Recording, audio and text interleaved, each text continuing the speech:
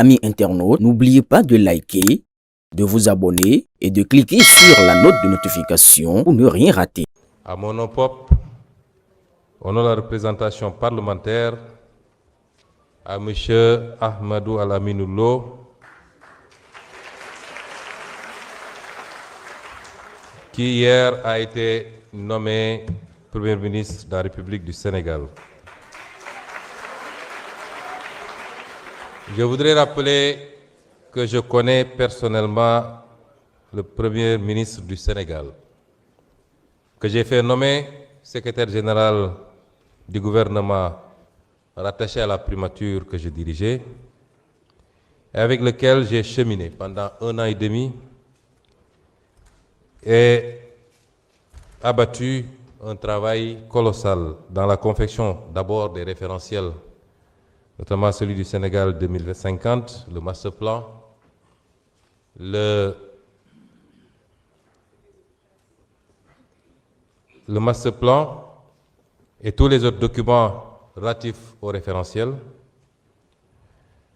Et je peux témoigner que c'est un travailleur acharné, un homme compétent, un homme dévoué.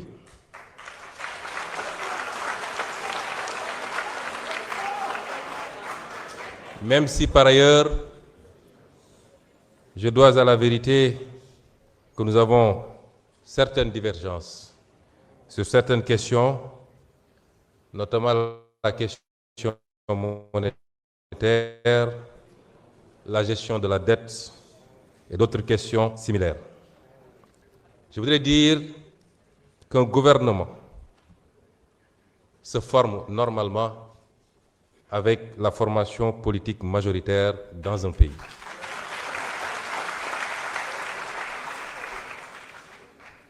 Notre formation politique n'a pas été associée aux consultations qui ont conduit à la nomination d'un Premier ministre.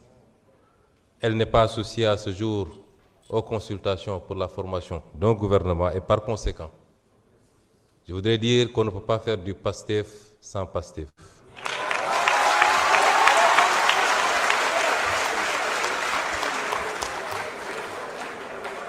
Et la seule référence du socle PASTEF dans un discours n'a pas légitimité du parti PASTEF. Je voudrais rappeler que les circonstances dans lesquelles cette installation se tient m'amènent à clarifier ces questions.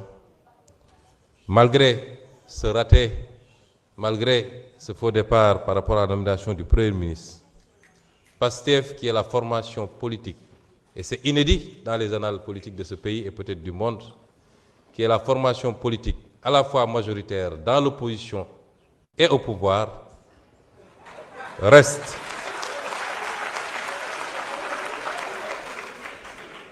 ouvert à une discussion responsable qui met de côté les égos pour trouver les voies et moyens d'une gouvernance apaisée et terminer ce mandat dans les meilleures conditions.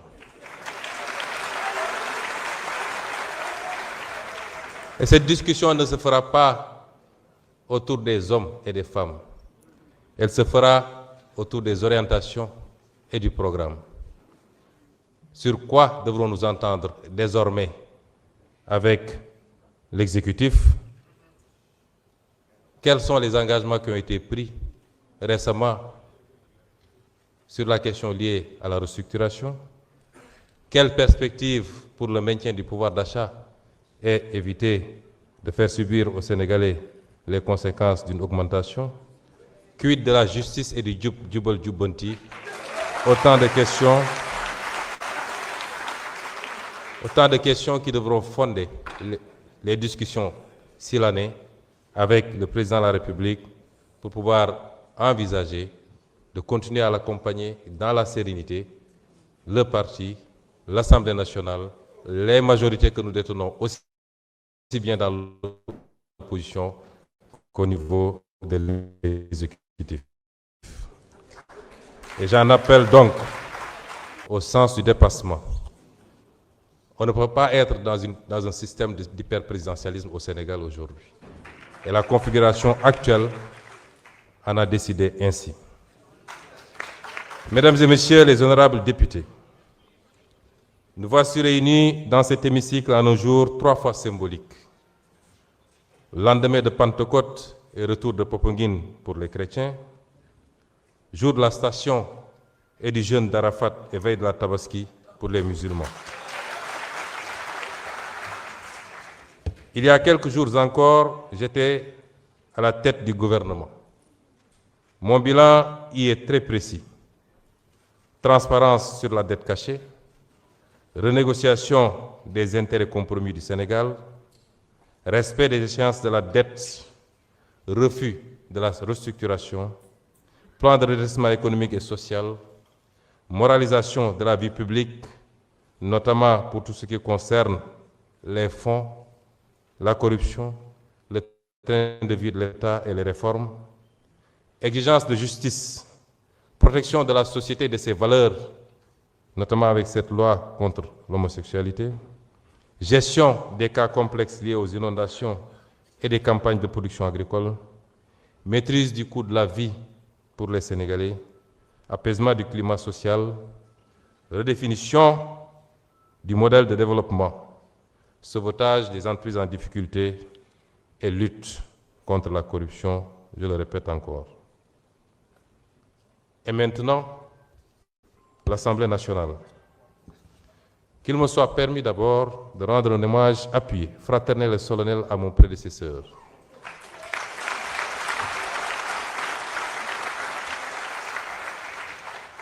À mon prédécesseur, le président Malick Ndiaye.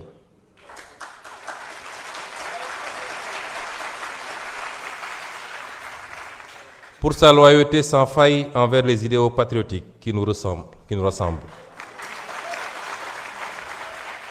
Et pour son dévouement de chaque instant. De le féliciter ensuite pour son bref mais brillant passage à la tête de cette Assemblée, qui l'a profondément transformé.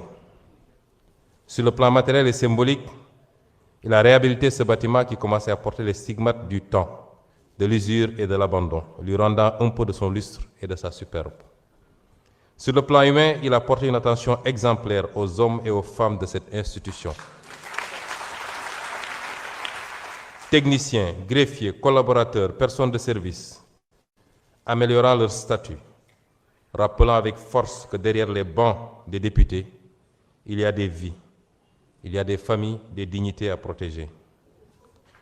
Sur le plan financier, il a imposé une régularisation rigoureuse et méthodique des procédures budgétaires, mettant fin aux zones d'ombre et aux pratiques opaques. Sur le plan technologique, il a engagé la digitalisation du travail parlementaire, nous dotant d'outils modernes alignés aux meilleurs standards. Au plan international, il a su donner un contenu dynamique au concept de diplomatie parlementaire, au service du rayonnement du Sénégal et renforcer le positionnement régional et international de notre pays. Président Malick Ndiaye, au nom de tous les députés de cette institution, au nom de notre formation politique, au nom du peuple sénégalais, à mon nom propre, je vous dis merci.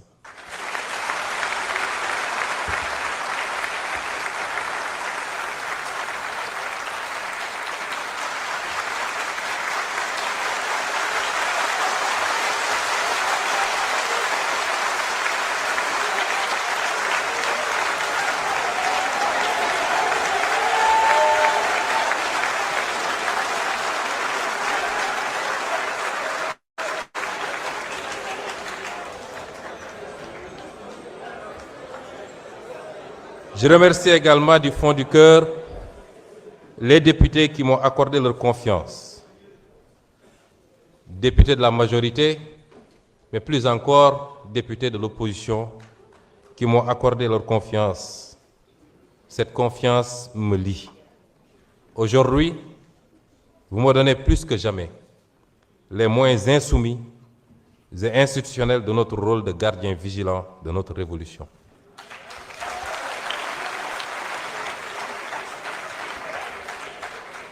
Nous en userons avec fermeté et responsabilité. Je veux aussi adresser un petit mot affectueux à mon ami et frère, l'honorable Ismaïla Wane.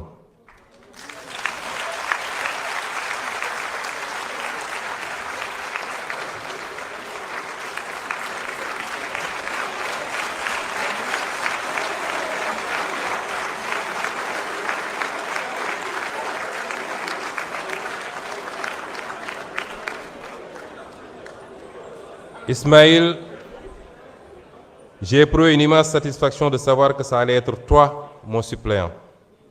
Depuis plus de 10 ans que nous cheminons, tu as toujours fait preuve, en toutes circonstances, d'une loyauté absolue, de désintéressement rare, d'une abnégation totale. Ton amitié sincère restera l'un des biens les plus précieux que m'ait offert l'engagement public. Pour ma part, chers collègues, comme vous le savez tous, j'ai été député pendant 5 ans, 5 longues années. J'ai connu les bancs étroits de l'opposition parlementaire, les joutes oratoires acharnées et parfois l'épuisement du combat solitaire contre des majorités qui confondaient la force du nombre avec la légitimité du droit.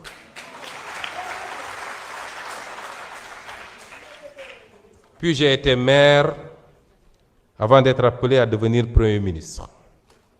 Cette expérience, renforcée par mon parcours technique dans la haute fonction publique et la parfaite connaissance de tous les dossiers gouvernementaux en cours, seront des atouts précieux pour la montée en puissance de notre Assemblée dans ses rôles constitutionnels. Mesdames et Messieurs les députés, en entrant aujourd'hui dans cette Assemblée nationale avec la responsabilité de la présider, je mesure pleinement la gravité du moment historique que traverse notre pays. Me voici appelé à conduire l'institution chargée de représenter directement la souveraineté populaire. Certains y voient une crise, d'autres un déchirement.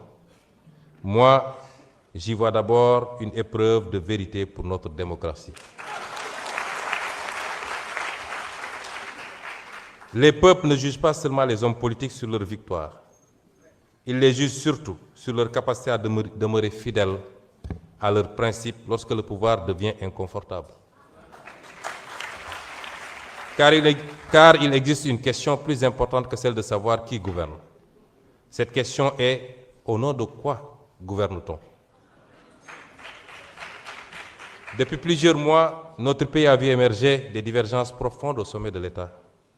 Elles ont été décrites comme des rivalités personnelles, des conflits d'ambition ou des luttes d'influence. Je ne souhaite pas nourrir cette lecture réductrice. Ce qui est en jeu dépasse des individus.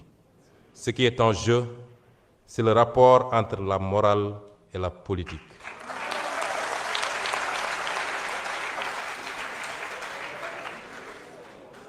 Aristote écrivait dans l'Éthique à Nicomaque que la politique est l'art suprême parce qu'elle a pour finalité le bien commun.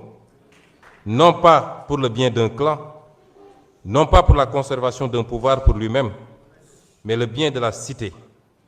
Il rappelait également qu'aucune cité ne peut durer si la vertu disparaît de ceux qui la dirigent. Au Sénégal même, cette question de l'éthique du pouvoir ne nous est pas étrangère.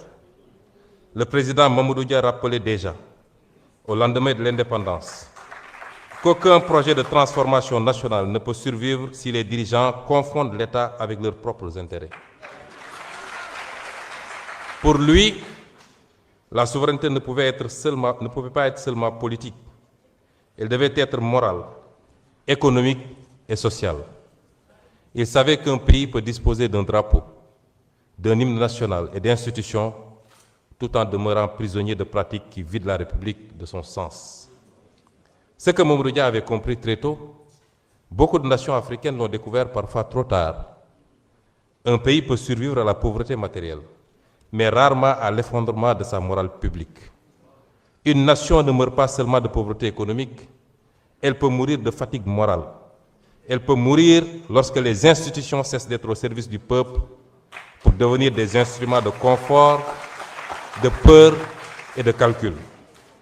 Elle peut mourir lorsque les institutions cessent d'être au service du peuple pour devenir des instruments de confort, de peur ou de calcul.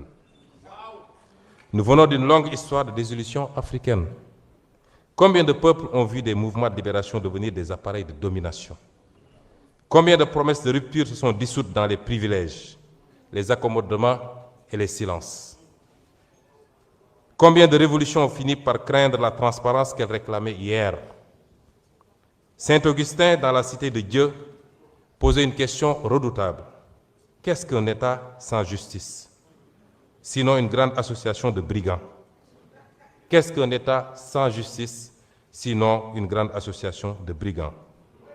Cette phrase demeure d'une actualité implacable pour toutes les nations du monde. Lorsque la puissance publique cesse d'être ordonnée à la justice, elle ne produit plus la confiance, elle produit la résignation et la colère. C'est pourquoi je veux le dire ici avec gravité. La morale politique n'est pas une décoration destinée au discours de campagne électorale. Elle est la condition de survie des nations. Lorsqu'un peuple perd confiance dans la parole publique, il cesse progressivement de croire aux institutions elles-mêmes. Notre responsabilité historique est immense car notre peuple a beaucoup souffert pour rendre possible la révolution citoyenne par les urnes de 2024. Des jeunes sont tombés, des familles ont pleuré, des citoyens ont connu la prison, la peur et parfois l'exil. Le peuple sénégalais n'a pas porté notre projet au pouvoir pour assister à une simple permutation d'élite.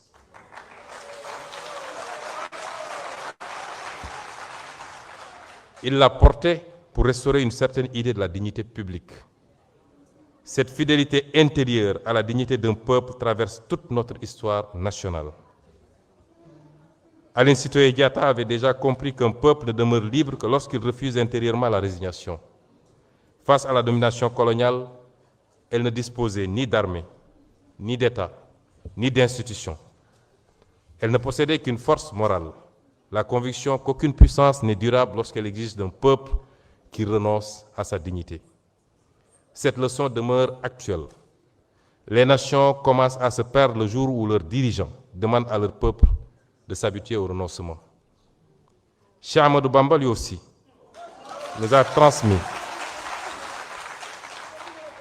Cheikh Ahmadou Bamba, lui aussi, nous a transmis une autre leçon essentielle dans les périodes de tension. La véritable force ne réside pas seulement dans la conquête du pouvoir, mais dans la capacité à demeurer maître de soi lorsque survient l'épreuve. Il savait qu'un homme peut perdre une fonction sans perdre son honneur, et qu'un peuple peut traverser les tempêtes sans abandonner sa dignité. Cette sagesse doit aujourd'hui nous guider collectivement. C'est précisément pour cette raison que les institutions ne peuvent être neutres face à la question morale. L'Assemblée nationale doit être le cœur battant de cette exigence éthique. Et je mesure parfaitement le symbole de cet instant. Les principes et les préceptes que je viens de citer, je les ai développés bien avant, lors de la campagne législative de 2022, lors de la campagne législative de 2017 et lors de la campagne. Mais dans une démocratie véritable, aucune fonction n'épuise la légitimité populaire. Aucune fonction n'épuise la légitimité populaire. Le peuple demeure la source du pouvoir. Et cette Assemblée, forte de la confiance massive accordée au projet porté par PASTEF lors des législatives du 17 novembre 2024, possède aujourd'hui une responsabilité historique particulière. Je veux rassurer que je n'utiliserai pas cette responsabilité pour organiser le chaos institutionnel.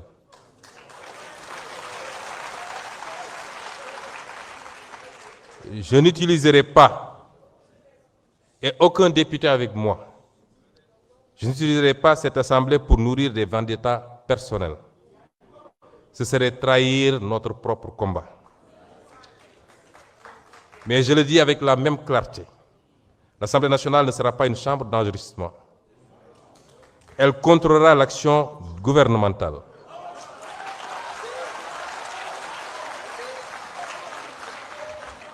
Elle exercera pleinement ses prérogatives constitutionnelles de vote des lois, de contrôle de l'action du gouvernement et d'évaluation des politiques publiques. Elle défendra la transparence des finances publiques, la reddition des comptes et la souveraineté populaire.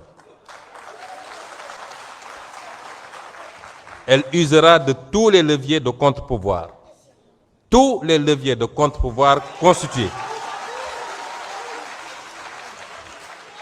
Elle usera de manière responsable, mais tout aussi ferme, de tous les leviers de contre-pouvoir constitués selon la gravité des faits et des circonstances. Cette exigence morale ne relève d'ailleurs pas seulement de la philosophie ou de l'histoire politique. Elle est profondément enracinée dans notre propre civilisation spirituelle.